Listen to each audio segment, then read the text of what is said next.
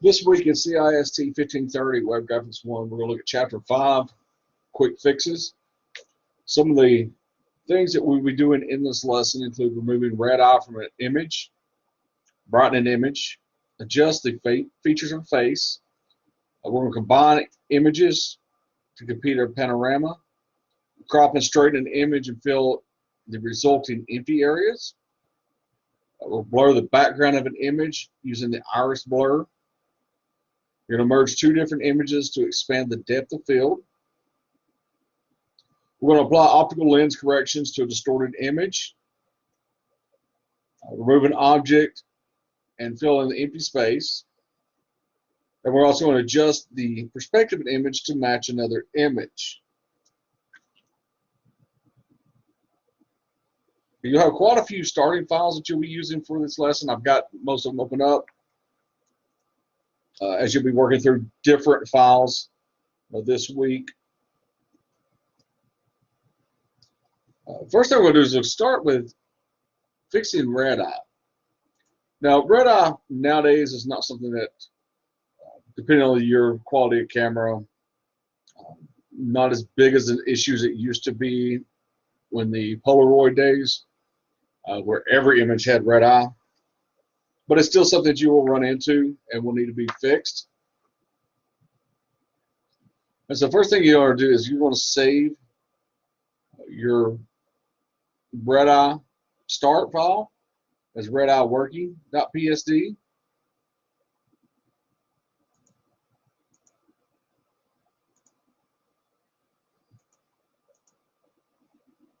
So I'm just going to work on this and not save it.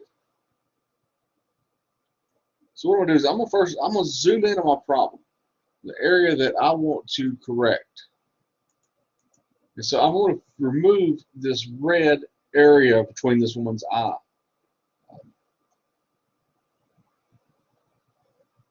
So there is a tool for red eye removal. It's under your healing brush, the red eye tool. All right, so what I'm going to do is I'm going to select this. I'm going to make some changes here. So I can change the pupil size or the darken amount. Pupil size in this case, I'm going to change to 23. And the darken amount, I'm going to change to 62%.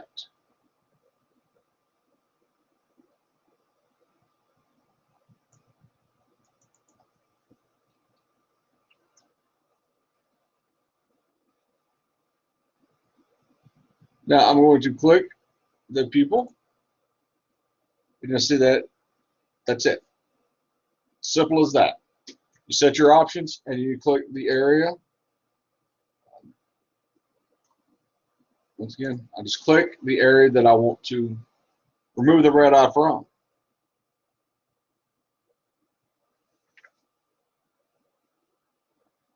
So now when we look at the image, we see that we have a lot better improvement in the image by removing the red eye.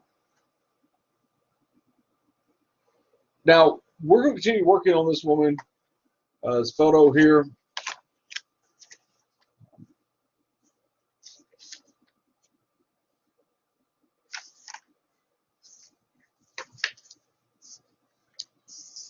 Next thing we're going to look at lightening the image up. We're going to brighten the image up using the curves panel. So I'm going to go over to my adjustment layers. And I'm going to choose the curves. And this will open up my curves dialog box where I can adjust the curves. Now you do have some presets that you can choose. For instance, if I use color negative, you'll see that it does make a drastic change. And also the changes on my curves. I can make the image darker, linear contrast, strong contrast, and you see the curves adjust here. Now I can also come in here and change the individual colors. So if I wanted to change just the reds in this image, I can. I can also modify these manually by adjusting the curve itself. Okay, now in this situation, I'm just going to use the lighten RGB to lighten the image up. So we'll look at the default and then adjusting the light. And you'll see the curve change here as well. So we're at a straight line.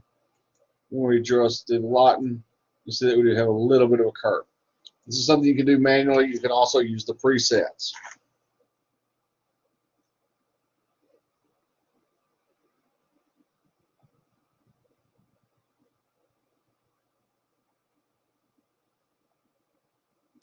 All right, so once we've chosen this preset,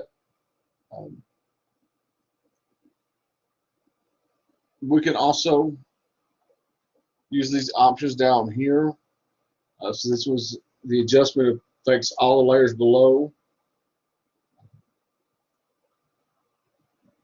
I can preview this. When I hold down, it'll take me, I can see the change. This is my undo.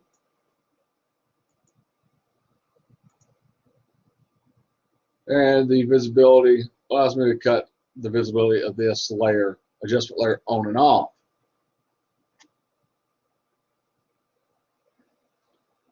To the left here, I do have some options. This is my where I can click and drag, so I can adjust the image as needed. And we'll put it back on where we're at. Go back to the unadjusted. This allows me to sample colors of an image.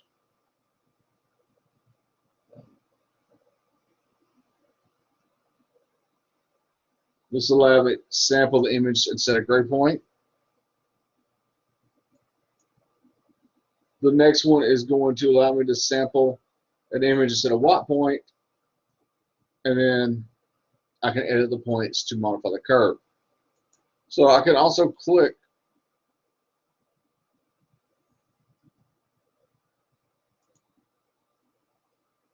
while I'm choosing the on image adjustment tool. When I click on the image, that's going to add a curve point. You can see a curve point here. I'm going to go back. So when I choose this, it sets a curve point. And from that tonal color as well, I can make my adjustments here. So I'm going to adjust the image until I feel it looks good.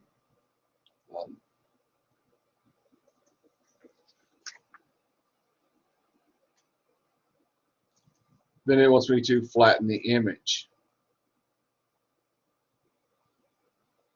So I'm going to come to layer, flatten image. So I've taken my adjustment layer and made it part of the image by flattening it with my image layer. All right, so still working on this file. I'm now going to look at the liquify. Liquify is something that's very useful when you only want to distort part of an image. There is a face-aware liquify. Maybe something that's useful for advertising illustrations. Not something you're really going to use for a formal family portrait.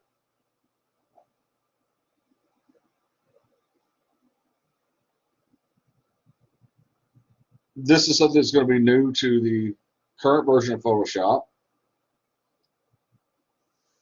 So we're going to look at using the liquify. So I'm going to come up to Filter and choose Liquify.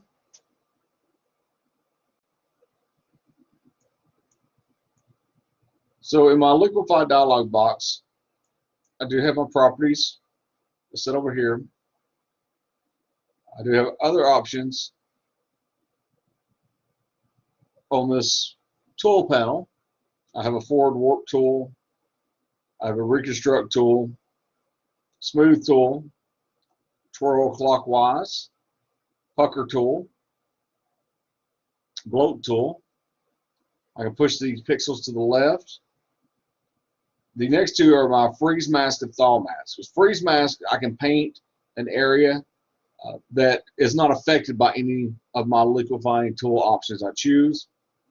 Thaw area is going to make that where it is something that can be used. I have a face tool, which is what's currently selected, a hand tool, and finally the zoom tool.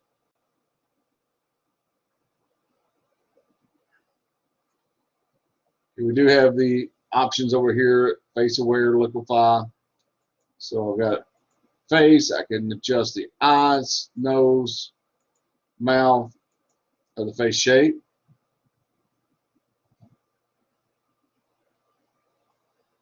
So we'll start with the eye. We'll make sure that our link icons are selected for this. So we have both the eye size and the eye height are selected. So in the eye size, I'm going to enter 32. You'll see the change in her eye. Her left eye changes.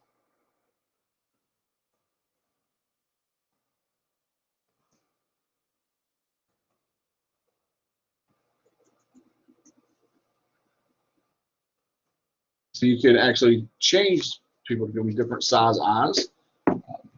In this case, I wanted these linked, so I'll make sure I have this selected. So the same with the eye height. Now I'm going to set this at 10. And by having them linked, when I set one side, it's going to set the other as well.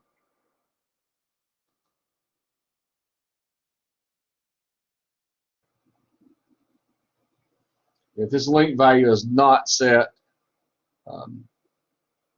is not linked, you can set the size independently. All right, so we'll go down to the face. Let's go to the mouth first. And we're going to adjust the smile. We're going to put 5 for the smile. Okay, you see the slight change.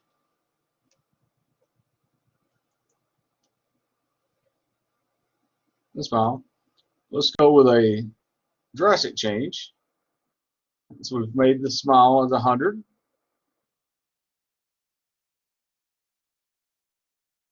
And we'll look at the slider. You can also use the slider, so we can actually turn the smile into more of a frown versus a more of a smile. In this case, we're going to leave it at 5. We'll change the mouth height to 9. Again, we'll take an example here of this as we adjust the slider. You see the lips are changing in this area here.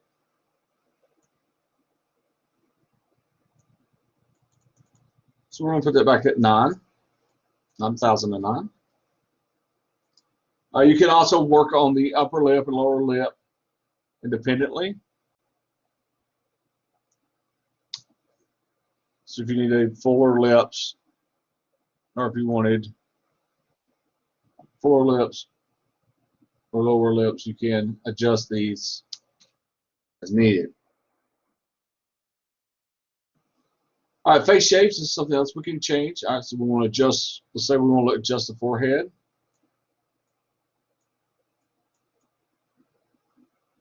You can see the forehead is being adjusted. And we're going to leave that at 0. The chin, we can adjust the chin height.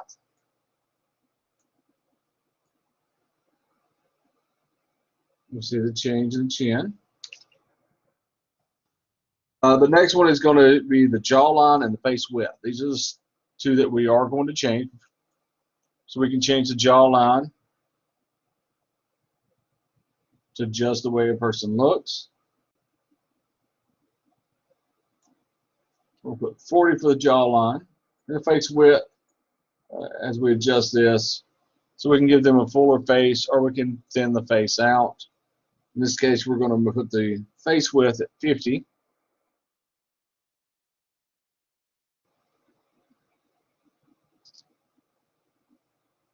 Okay, so we're going to turn the preview off. This is how you can look and see how the changes are taking effect.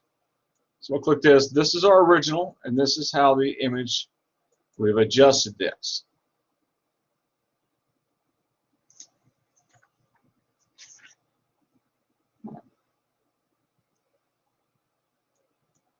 Click OK, and our image is now committed. The other changes are committed until we click OK. Okay, one thing I'm going to go through and look at in this liquify filter as well is we talked briefly, I mentioned the thawing area. The freeze tool, this allows me to freeze areas. So we see right now I've got the mask and I've got the color set to red. So the red areas will not be changed. Now this is going to be a drastic example, but I am just painting an area that will not be changed.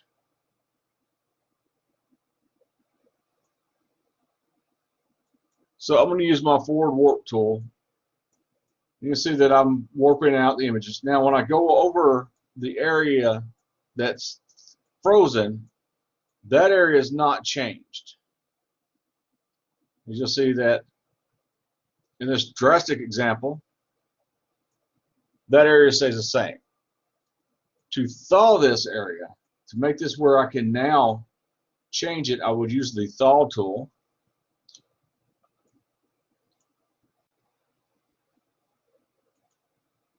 Look at some of the other tools. The reconstruct tool, that's going to fix the image back to the way it was. And I use this by holding the mouse button down and going over the area. And it may be something where you leave the mouse button there to reconstruct an area. The smooth tool is going to smooth out my pixels. I can twirl the pixels forward clockwise. You see now that I can edit this area. Of course, I have my brush size tools over here, my settings for my brush size. The pucker tool, this is a tool that you can use to shrink pixels in. So if you're working on an image, say you want to remove, there's a lot of tutorials out you can go through to use this tool. If you're working on an image and you want to kind of thin out the image, you can use the pucker tool to kind of drag the pixels towards the center of the tool. The bloat tool is going to do the opposite. It's going to push the pixels out from the center.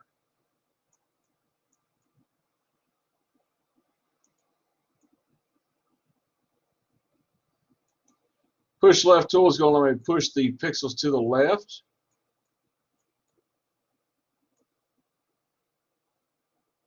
Then I have my face tool and my hand tool. I can use to select images. Once again, none of this is committed until I click OK. If I hit cancel, it's going to undo all of my changes I'm making in the liquify tool. All right, so I'm going to close her out and tell her no, because now we're going to look at blurring a background. Okay, so I'm going to go to my picture of my bird.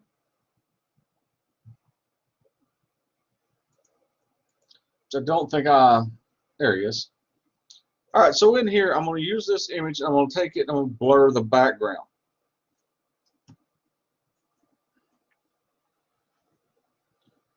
All right, so the first thing I'm going to do is I'm going to I'm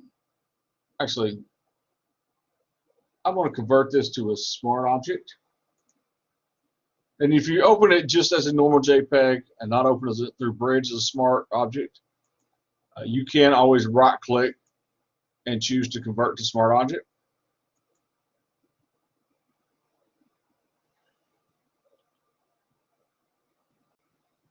Okay, this one is going to be saved as egret working PSD. Now, once again, I'm not saving my files. So I'm going to go through my filter. Now I'm coming to blur gallery, and I'm going to choose the iris blur. Okay, so you see that I've blurred everything that's outside of this area. So what I want to do is I want to redefine where I'm going to place this. So I've got my center pin, and I have one on my each edges, so it allows me to resize this area that's going to be visible. So all I do is I'm going to click and click where I want the center to be.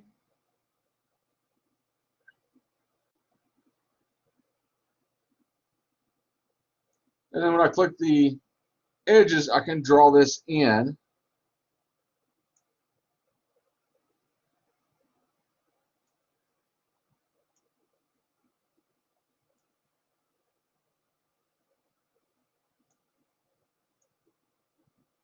So I'm going to pull this into where I have the bird.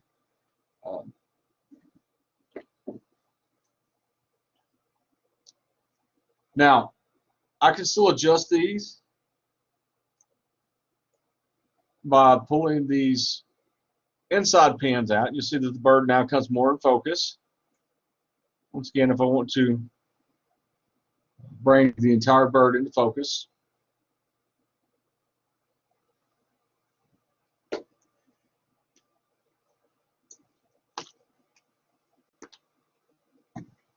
notice I do have my option bar over here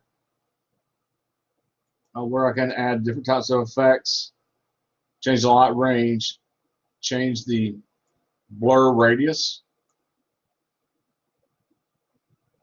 And so how much is that other side of the image going to be blurred out? In this case, I'm going to set it at 5 pixels.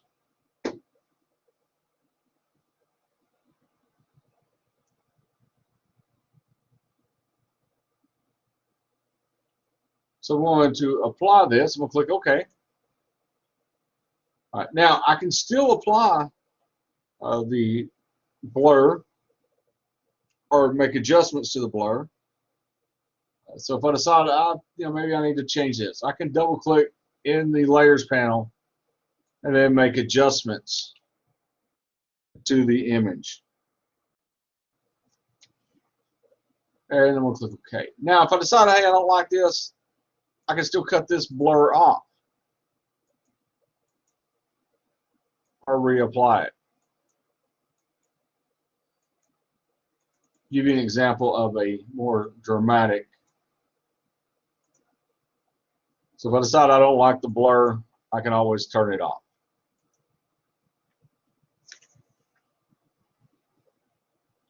Now you've got all kinds of different options for the blurs. Going back to the filter, and you've got the blur in here. Sorry, blur gallery. I've got a field blur, iris blur, a tilt shift, path blur, or spin blur.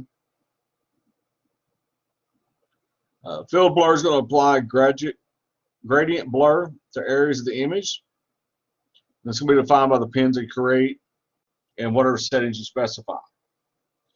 The iris blur is what we're looking at. It's got a shallow depth of field effect. So it's going to gradually blur everything behind your focus ring. Tilt shift is going to simulate an image taken with a tilt shift lens.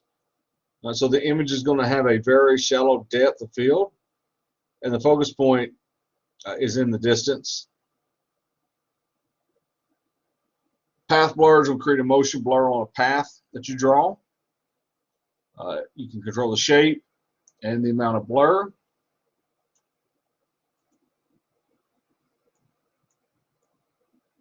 So I'm drawing the path blur here.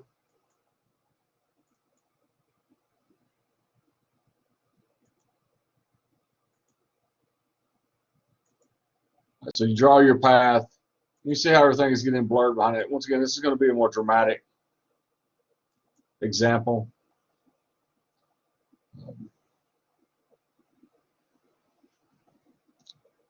The spin blur is a radial blur style blur. So we're measuring degrees.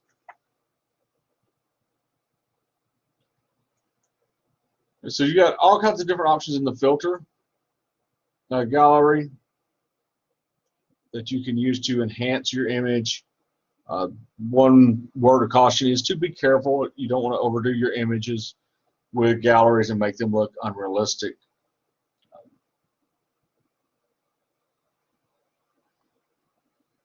All right, so the next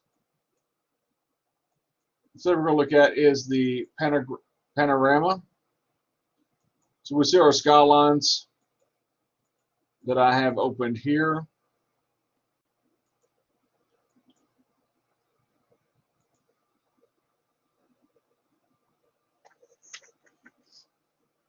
In this, we're going to create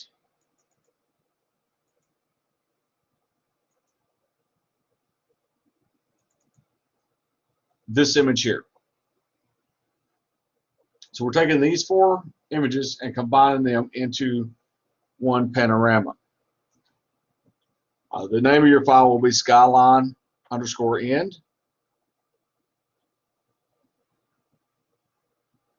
Okay, so first thing we're doing, I'm going to close all of these out.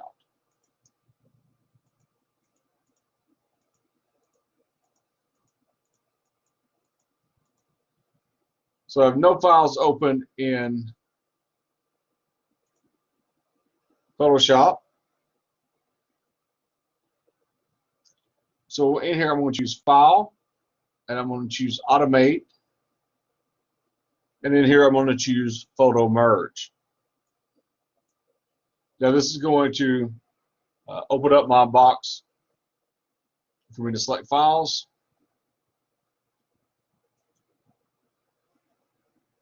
All right, so I've got my Photo Merge. In here, I have Auto Perspective. So I'm going to choose Perspective. Click Browse, and I'm going to grab the 4 files. Click OK. You see those will be added to this.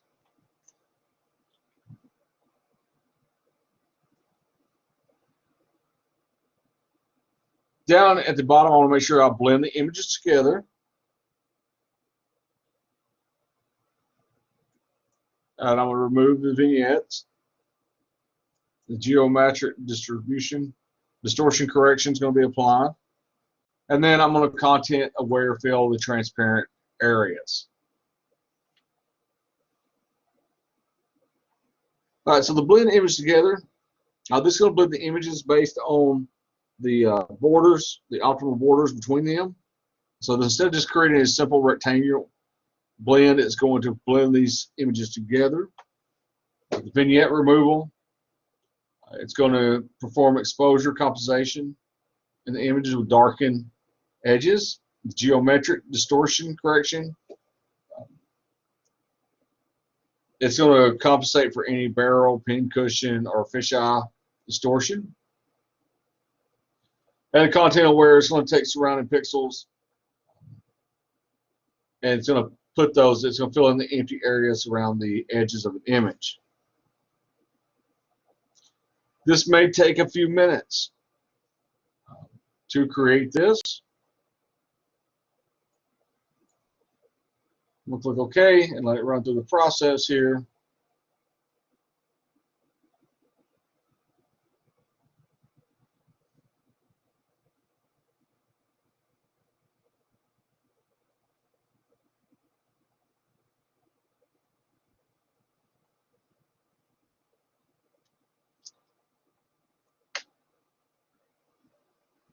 So the image has been created. So I'm going to deselect all.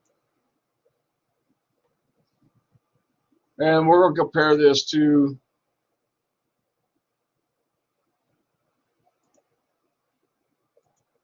our ending file.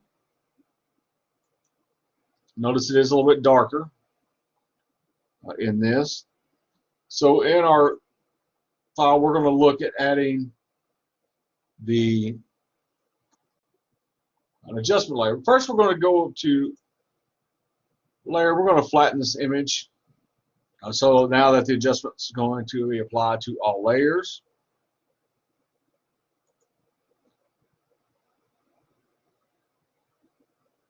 And we're going to add a levels adjustment. Once again, it's kind of like the curves. As you see, you had presets that you can use and how they do affect your image. We'll go back to the default.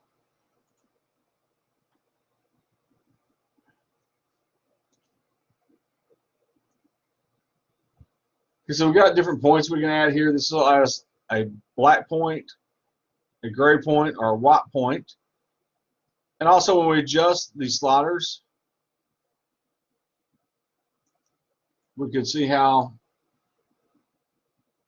the white, gray, and black points affect our image.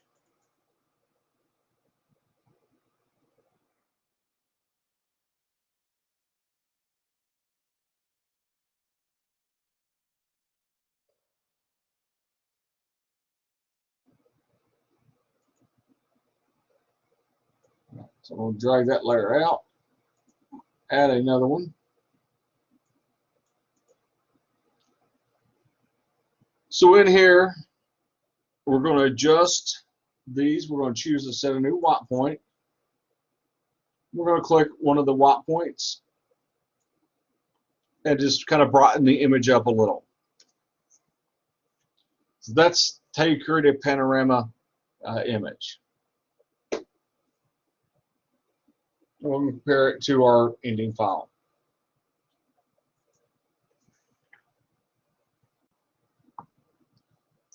Now, it's not quite there. We still have it a lot larger than our ending file.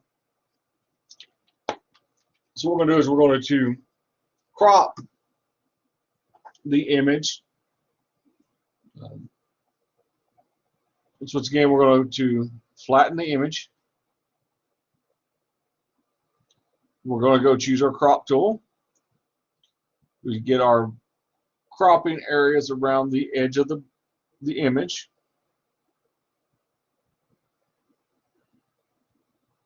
We'll make sure our straighten button is chosen so that our image is straight when we make our correction.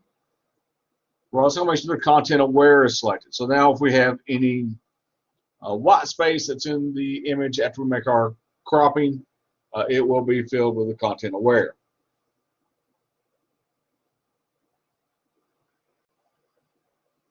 So we'll start with taking some on the left here. We're going to drag this over. Do this.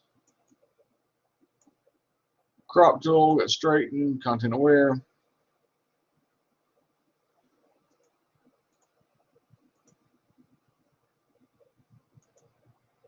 All right, so now it's showing.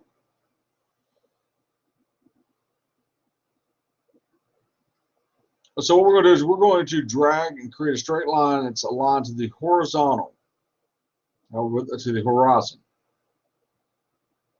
So we see our horizon here. We want this straight.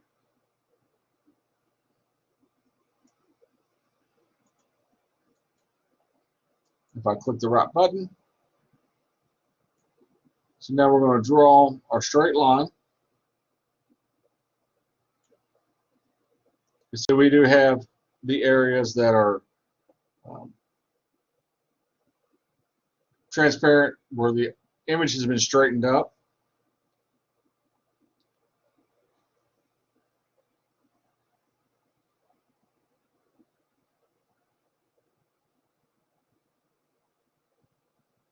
Okay, so we can just click on the areas and we can drag these in so that the transparent pixels are no longer part of our image.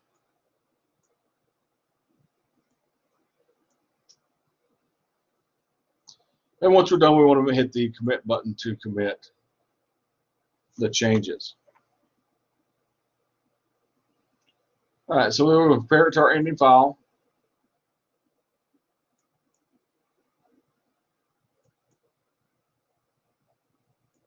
Okay, it's still a little bit bigger, but that's okay.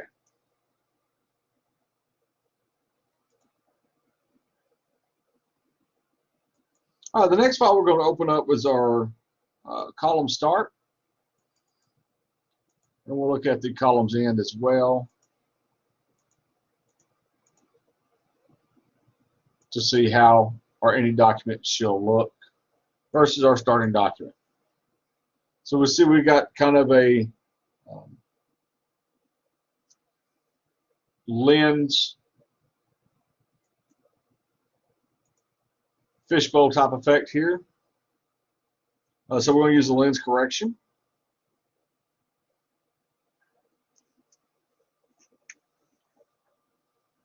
So we'll once again go back to our filter. And then here we're coming to lens correction. It's going to open up our correction dialog box.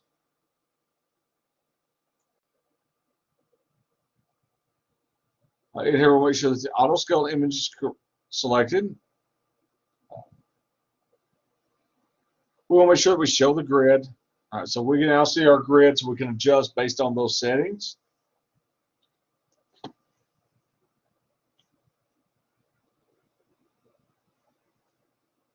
Edge is set transparency. We do have some other options here as well, based on how it's going to fill in any edged areas.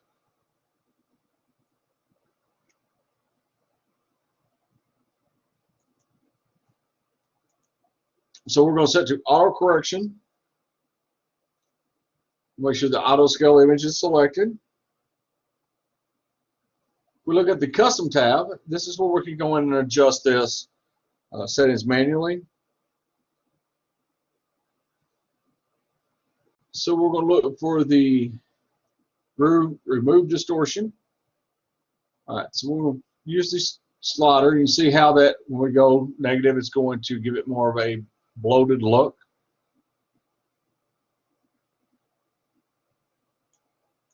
So in this case, we're going to set this at 52.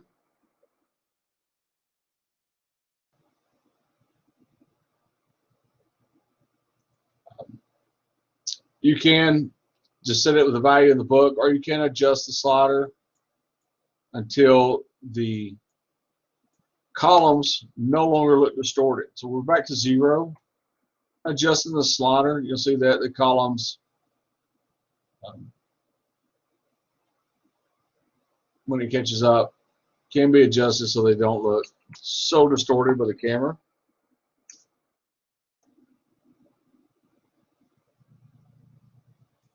Click OK. And we still got some distortion.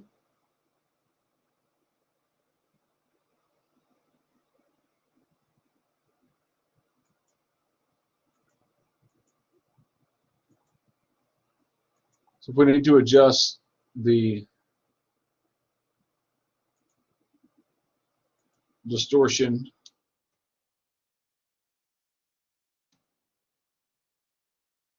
so now it's not as distorted. It didn't save my settings the first time. Comparing the two images now, you'll see that the columns are identical.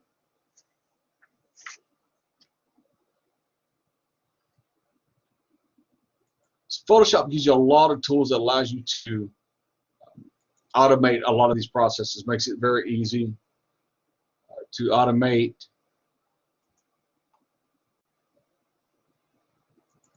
the next two we're going to look at is these glasses.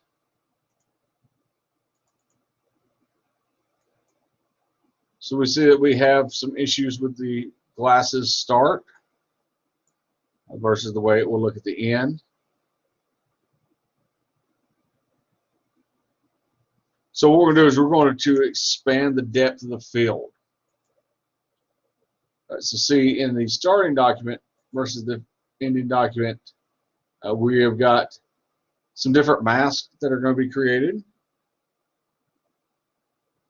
So let's start with the starting document.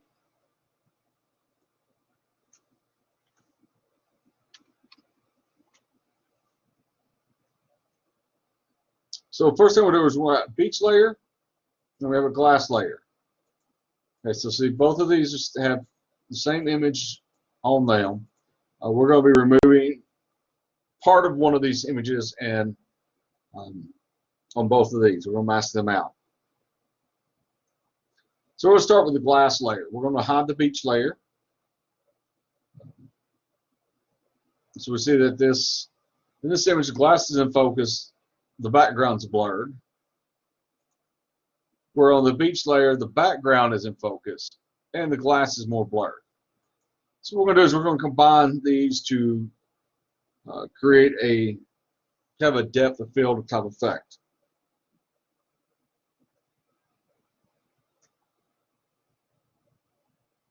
So we will merge these layers later on. So first thing I'm going to do is I'm going to click both of these layers. We'll shift click these two layers so that we have the layers selected. You come to edit, and then we'll have auto align layers.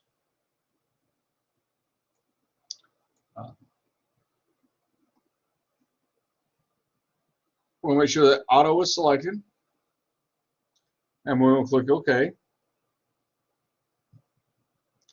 First of all, we want to make sure that the vignette and the geometrics are not selected. And we'll click OK to arrange our layers.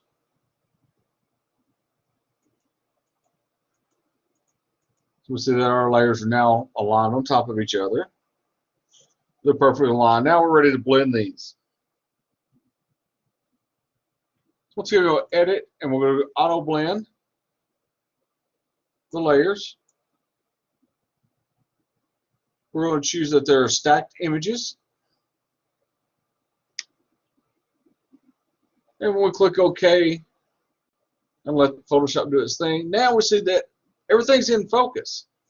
We see that we have a merged layer.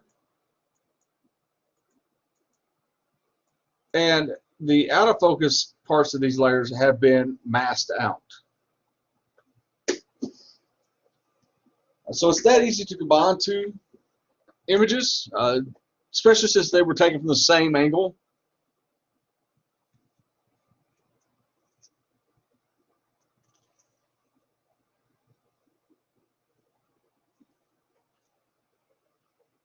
We can look at the finished results, and our starting files now are identical.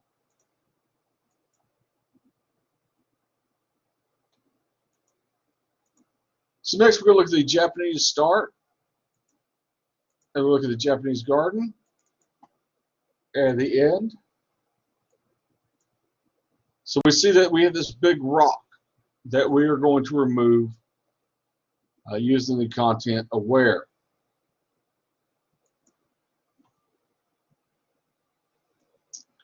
So the first thing we're going to do is we're going to make sure that we need to make our selection. What do we want to remove? So I'm going to use the lasso tool, and I am going to make the selection. Now, when you make these selections, you want to make sure that you get also the reflection of the image. Now, it doesn't have to be a very precise selection. You want to make sure you get all of the image in there. And so I did miss some here. So once again, thinking back when we were talking about making selections, I can use the options in here because I want to add to the selection.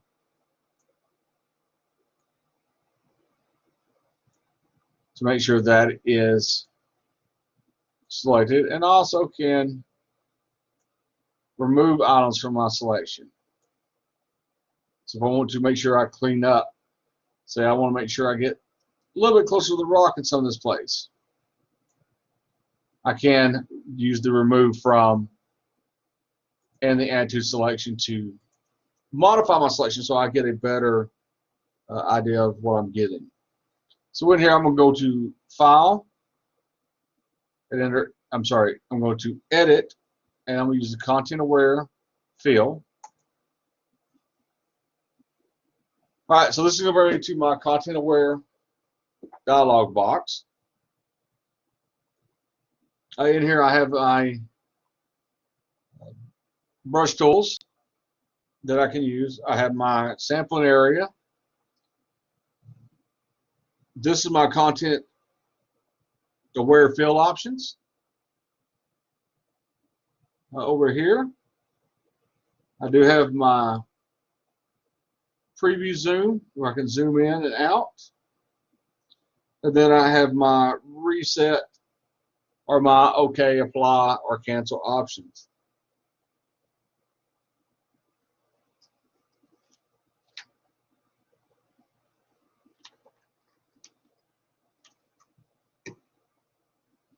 All right, so to the left here, let's look at the options I have here. We have our sampling brush tool. Under here, we do have our lasso tools. We have our hand tool, move tool,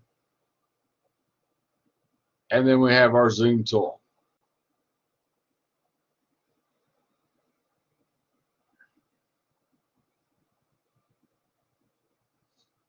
We also have our sampling options over here. We have our auto, our rectangular, or our custom. In this case, we're going to leave it on auto.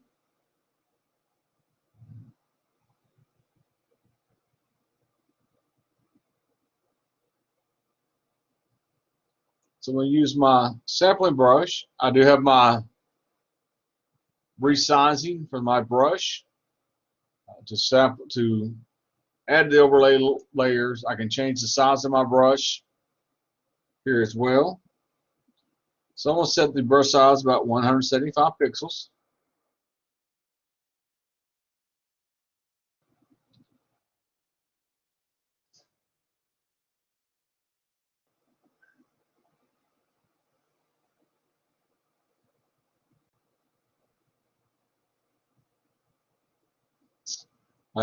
I'm going to set to subtract, as you'll see that in my image in the middle of the circle.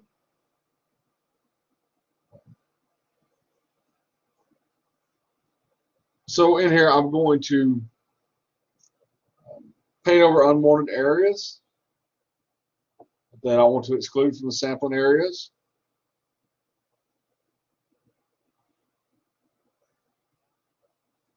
So currently, right now, this is what we have for our image in right now. And so if I want to remove areas from this,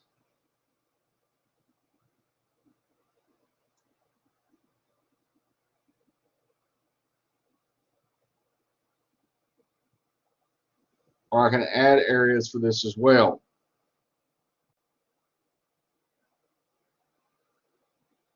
This is something that you can use, especially if you're trying to use a fill and you're getting unwanted pixels, including that fill. You can go in and sample those out. So we'll click OK. It's not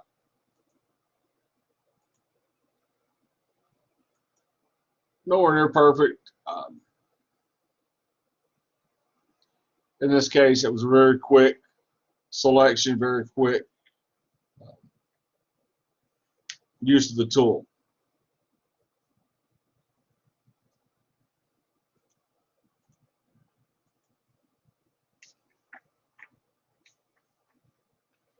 All right, last thing we'll look at is adjusting perspective in an image. So let's start with our bridge start, and we'll look at the bridge ending and see how they change. So what we're going to do is we're going to actually put this train back on the track in this. First thing we'll do is make sure we have the right layer selected. So that's the key. You'll make sure that you have the train layer selected. And in here we can come into edit, and we're going to choose perspective warp.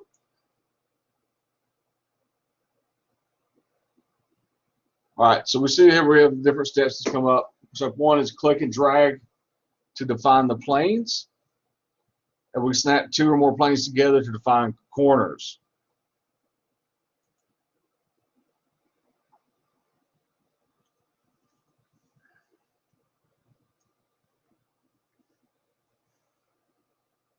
All right, so we're going to start by drawing our plane on the side of the train.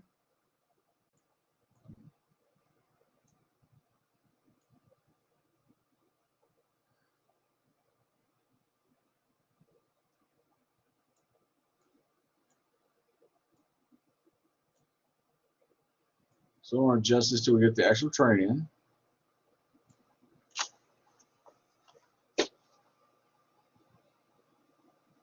So the bottom is going to run along the train wheels.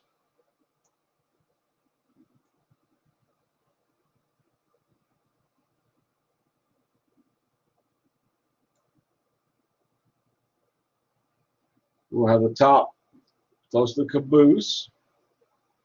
And get everything that we can in. All right, notice we still have the front part though.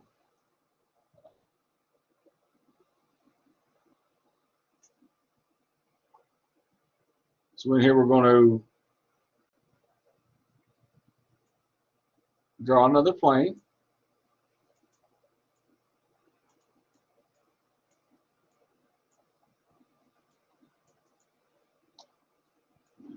Go back and do this again.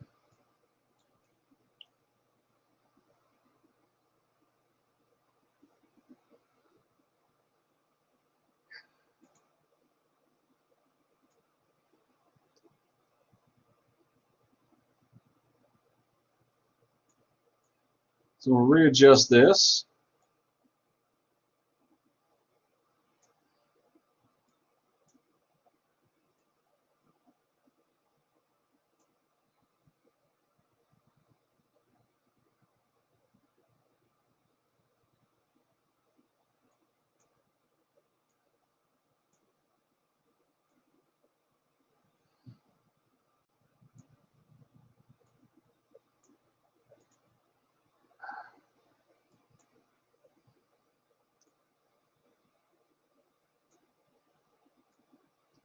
It is a very tricky skill to master using the perspective warp, even more so when the computer is lagging when you click.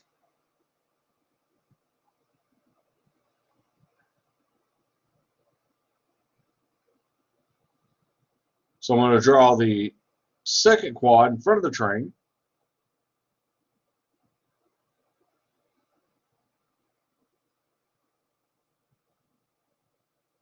And I want to attach it to the left edge of the first quad.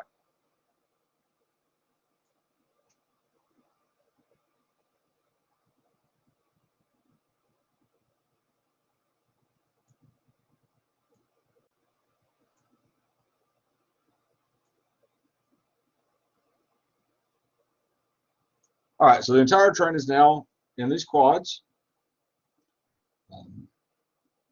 So now I'm ready to start warping the image.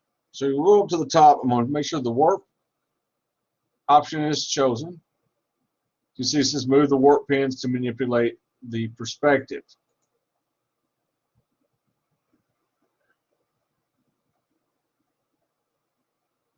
And I'll make sure that the straight lines are automatically chosen.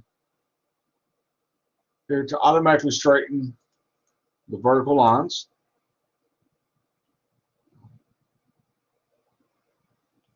So now I'm going to drag these handles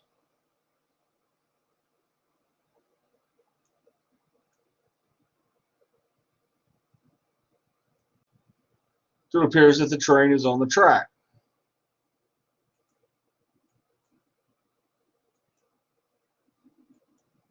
So this is where we started, and this is where we should end up.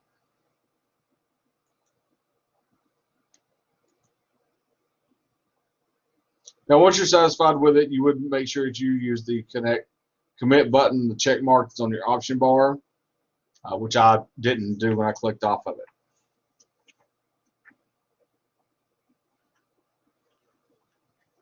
All right, so that's the end of lesson 5. If you have any questions, be sure to give me a